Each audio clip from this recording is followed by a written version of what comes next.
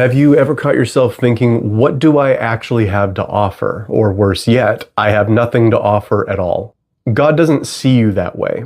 If you call yourself a Christian, you already have something to offer your family, your community, and even your country. You don't need to be rich, brilliant, or highly educated. You just need to be available, willing to be led by God. That's it. In this video, I want to explain why I believe that, not as a theory, but from my own lived experience. I'm not especially well educated. I don't consider myself particularly smart. And when I look at my life, I see plenty of gaps in discipline, prayer, love of God, and neighbor. On paper, I'm not the kind of person that God should use. And that's exactly the problem. Because I spend way too much time thinking about me. I this. I that. Me. God's work doesn't start with us. It starts with Him, His mission, His direction, His empowerment. When I returned to faith over a year ago, I was grateful. I was grateful that God didn't give up on me when I walked away. Grateful that He didn't abandon me when I rejected Him, literally giving God the middle finger and telling Him to get lost. I use different words, but you know.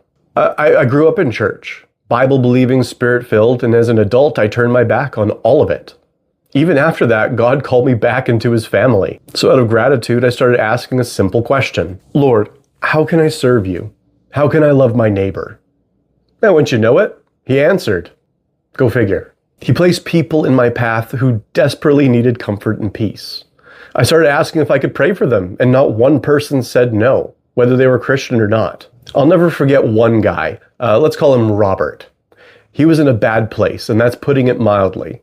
Substance abuse, mental health spirals, paranoia, hopelessness. One night he invited me over. I listened. No, I'm not a therapist. I'm not an expert. My only credentials were a willing heart and the love of God, something that all Christians have access to. And he asked me about my faith, and I shared the gospel, really clumsily, very unpolished. In retrospect, it wasn't remotely impressive, but that's okay. Anyway, I asked if I could pray for him, and he agreed. I don't remember the words that I said specifically. I do remember ending with the Lord's Prayer.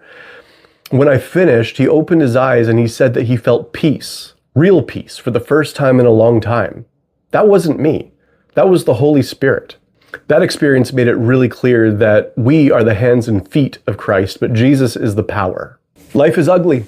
There's real pain and hurt all around us. It doesn't take long to find people in our lives that are suffering from substance abuse, mental health problems, tragedy, or pain. Jesus tells us in Matthew 5 that we are the light of the world, and that light isn't meant to be hidden, but placed where it can actually help someone see. That light, the light of Christ within you, is desperately needed in this world, and that light is the mark of qualification. It's the only mark of qualification that we need. If you stuck around this far and enjoyed the video, I'd appreciate it if you'd support the channel and leave a like and/or a comment. Just let me know what you thought. And if you want to see more content like this, subscribe. Thank you for your time. You guys take care of yourselves.